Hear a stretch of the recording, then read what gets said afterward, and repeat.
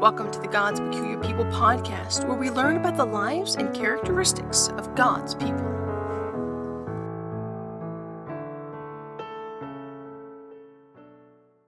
When you think of missionaries, the names that come readily to mind are probably David Livingstone, Robert Moffat, Adoniram Judson, Hudson Taylor, William Carey, perhaps Amy Carmichael, and Jim Elliot. But there are so many other missionaries who have not been recognized by the world or church as heroes of the faith, but have worked just as hard for the Lord as these we mentioned. We think of those famous missionaries as great people and aspire to be like them, but then are perhaps embarrassed or disheartened when we do not follow in their footsteps to greatness. Yet, being a missionary, serving the Lord, is not about greatness. Those missionaries we know so much about are so well known because people took the time to talk about them. Others told their friends about the work the missionaries were doing. Others spoke of the trials they faced, yet sought the Lord to help them through.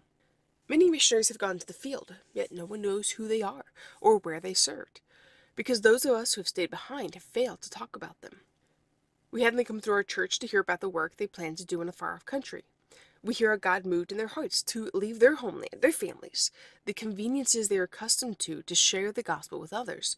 But once they walk out the door, they are forgotten. One of my desires through this podcast platform is to talk about missionaries, some past and possibly some present, to bring attention to the work these people have done and are doing to fulfill the Great Commission and to reach the world with the gospel. So today I want to talk to you about a lesser-known missionary. His name is Joseph Neesima, but he's better known in Japan as Neesima Joe. I have a little bit of a connection to Japan. Since August 2017, I've had the opportunity and privilege of helping people in Japan learn the English language through an online teaching platform. My interest in teaching English itself sprouted from several missionaries and an opportunity to observe English as a second language class in France. But that is a story we will try to talk about another time. Needless to say, I'm curious about Japanese missionaries, and I've gained greater appreciation for those who work in Japan from learning about the culture and daily life in Japan from my students. So I was intrigued when I learned about Joseph Neesima, his childhood, his connection with America, and his eagerness to return to Japan to teach his people. So let me tell you the story of Joseph Neesima. Perhaps no single private life can better portray genuine Japanese characteristics than that of Joseph Neesima. In 1843, 10 years before Commodore Perry entered the Bay of Yedo, he was born. His father served a prince whose palace was in the city of Yedo. The feudal system being in existence, boys were preferred to girls in the families of the samurai, as male heirs alone could perpetuate their ranks and allowance. 4 girls had preceded Neesima. His grandfather, hearing of a male born into the family, cried, "Shimata," an exclamation of joy at the realization of some long-cherished hope, and the boy was called Shimata, the name being written after Neesima, as is usual in Japan. Neesima's parents were Shintoist, and in his 5th year, Neesima was taken to the temple of the god, supposed to be his life guardian, to offer thanks for his protection. The occasion was a joyous one, and Neesima was as gaily dressed as the heirs of the nobility at an English christening.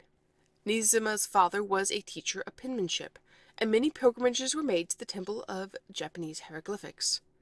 Several gods were kept in the home, to which the family made offerings.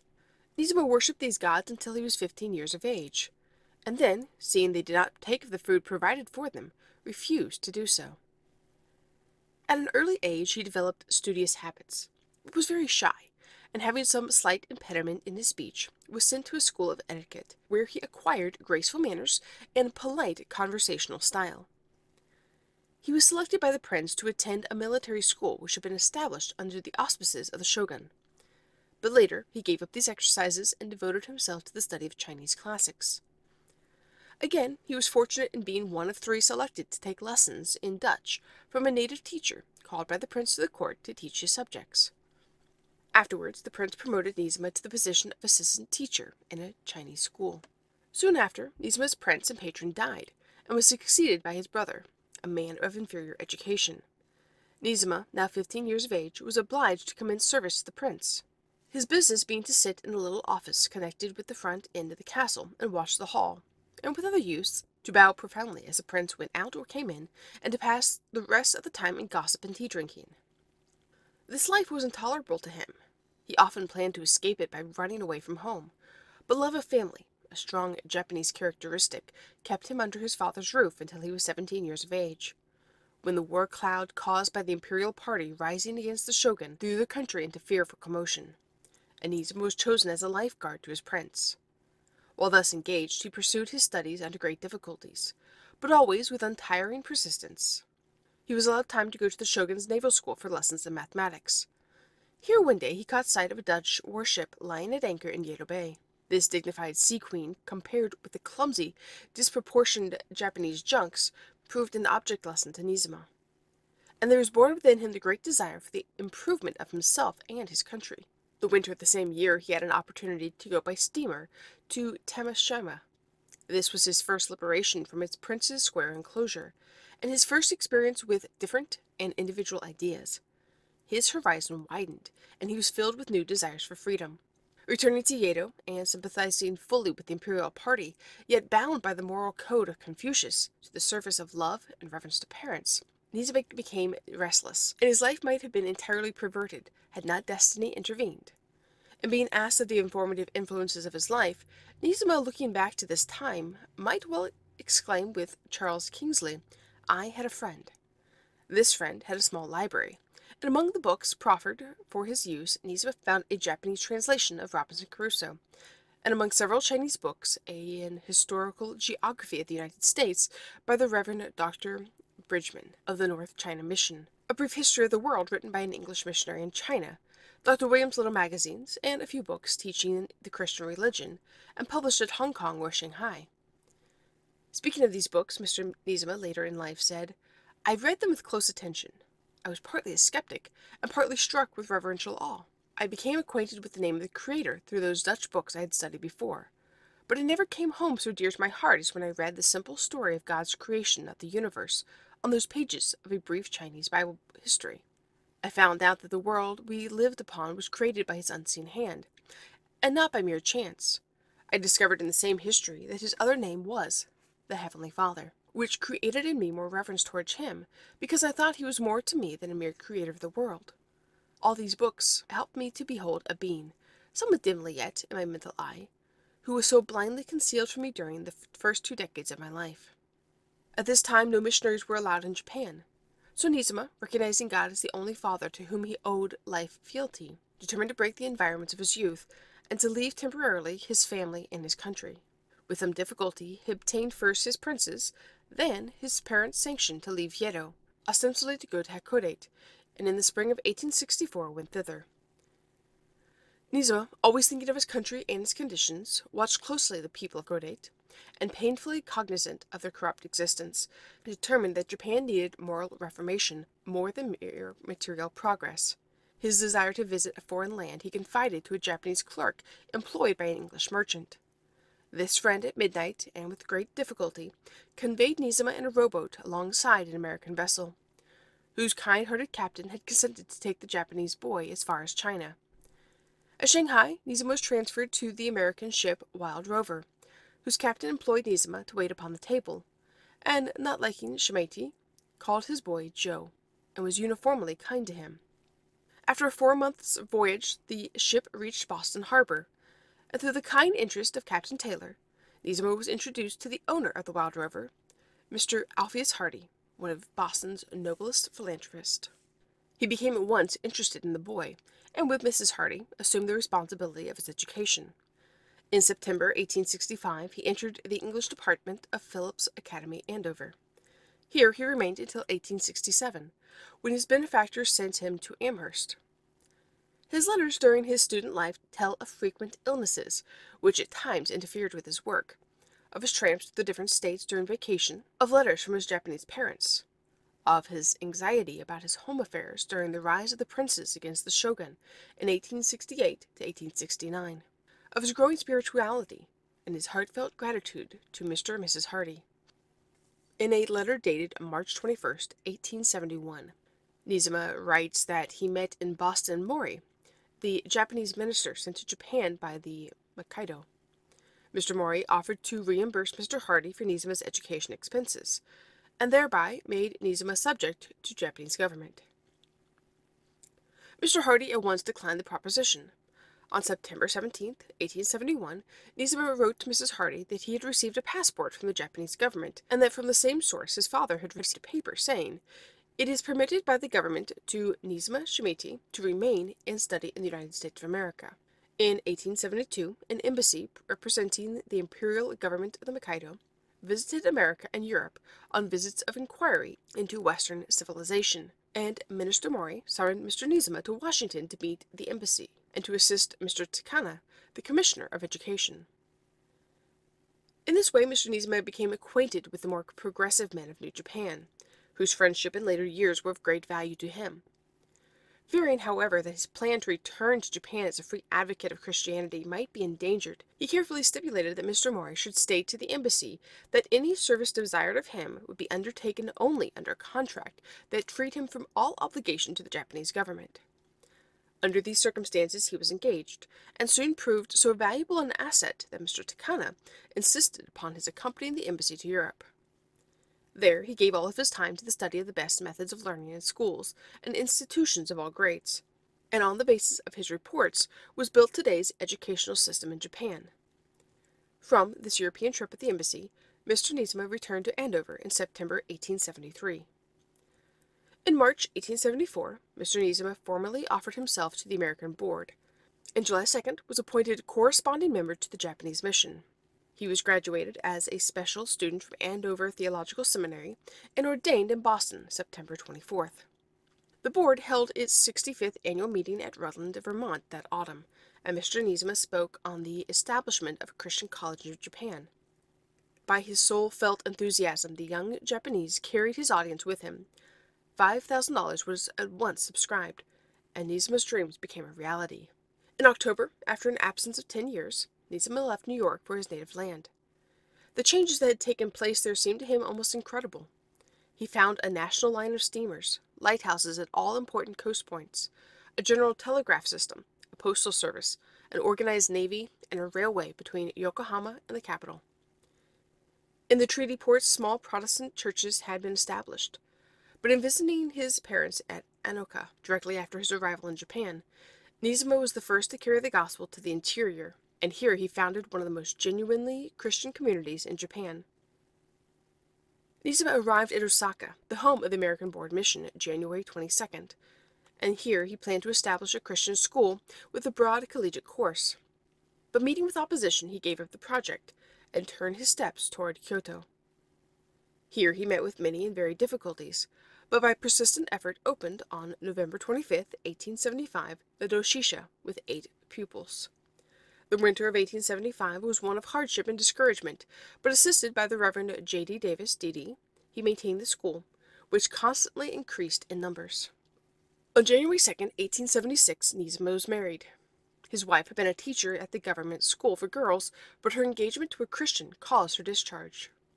After her marriage, she entered fully into her husband's life work, and in their house, provided by Mr. J. M. Sears of Boston, services were constantly held, and Christian teaching promulgated. From 1876 to 1884, Mr. Neesima's life was filled with trials and obstacles of every kind, threatening the very existence of the Doshisha. The fact that the school, while nominally a Japanese company, was in reality supported from foreign means, caused an attack which compelled Mr. Neesima to write to the Prudential Committee for a permanent endowment, and in November 1879 he received the joyful tidings that the year's appropriation of $8,000 would soon be placed under his direction for the educational work in Kyoto. The keynote of true teaching was struck by Mr. Neesima's efforts to disseminate Christianity through an educated ministry. In 1880 he writes, "Try to send out choice men. Christians must not be charged with being ignoramuses, or we shall be ridiculed for our lack of learning as well as for our faith. We need the broadest culture and Christian spirit to counteract the downward tendency of our educated youth." Through all of his work, Mr. Neesima entertained the hope born at Andover of a Christian university at Japan, and determined to raise endowments for history, philosophy, political economy, law, and medicine. His personal activity in this direction was incessant, but, his health failing, he accepted in 1884 an invitation for rest and change from the board, and visited Europe and America. During this trip, he everywhere inspected schools and colleges, and noted in detail methods and results, and made plans of buildings and apparatus. He arrived in Boston September 27, 1884. But even there he was not freed from care and responsibility.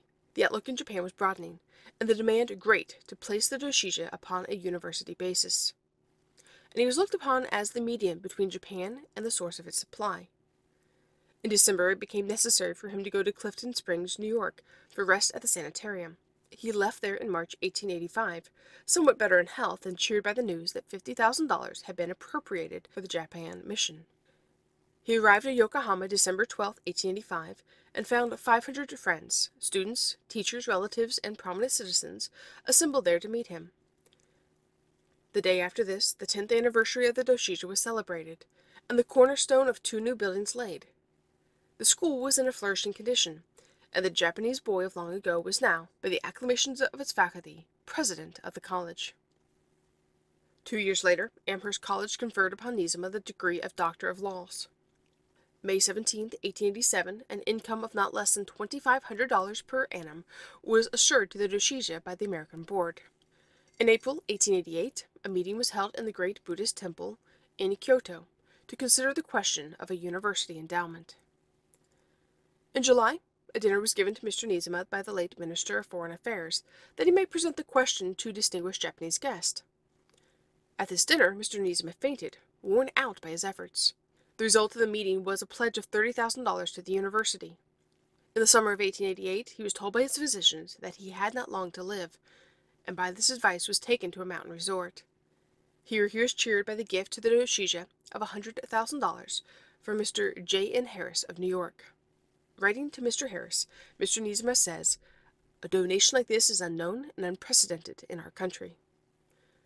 During the summer months of 1889, Neesima's health seemed to improve, and after seeing the foundation of the new science building laid, he went to Tokyo to work for the endowment fund. But rest was again advised by his physicians, and he went to Oizo. And here, January 23, 1890, he died. On January 24th, the body was taken to Kyoto, where the funeral services took place January 27th, in the presence of the school, graduates from all parts of the empire, city authorities, and representatives of foreign missions. Truly no private citizen ever died in Japan whose loss was so widely and so deeply felt as that of Mr. Neesima. On the plain below Kyoto stands his outward monument, the doshisha, from whose walls have come the most powerful factors in the civilization of Japan. But in the lives of the men about him is written the endurance of his influence, the divinity of his soul. So that is just a brief overview of the life of Joseph Hardy Neesima. Not even 50 years old when he passed away. And yet we see him accomplishing so much. He makes several trips to Europe and to America. He founds a university. He studies. And he strives to bring back education and Christianity to the people of Japan. He got the name Hardy because of the benefactor who helped pay for his education in the United States. He decided to include that into his name, which is a fitting tribute to the Hardys, who chose to help this young Japanese man. They knew nothing about him, just that he had come all the way from Japan and wanted an education, and they were willing to help him. And so a tribute of his to them is that he took their name as his name, which is very sweet thing. So we can see from two sides in this story. Though you are from a very difficult background, God can still use you. God used this man from a Japanese system to be able to come to the U.S., be educated, learn the gospel, and then go back and, through means of education, be able to share that with his people, with his family. But we also see that in the U.S., the Hardys were willing to pay. They themselves did not go to the mission field, but they saw an opportunity to help this young man. And they were willing to pay for his education so that he could go and learn and return to help his people. So everyone can't go. We should all be willing to go. We should all be willing to be a godly example to those around us. But when the opportunity comes that we can help someone else to go, we should definitely make sure that we do what we can to help in that situation. Maybe you can't pay for someone's education, but you can help a little bit. And make sure that we are looking for those opportunities. So I just wanted to share this story. I find the story of Joseph Neesima very interesting. Again, many people don't know who he is, and so I just wanted to share a bit about him. So I hope you've enjoyed learning about him. If you have heard of Joseph Harding Neesima before, please let me know. Where did you hear about him? How did you hear about him? I'd love to know if there's any other books or things out there that we could learn more about this man. But thank you so much for listening today to the God's Book for Your People podcast. Have a great rest of your day.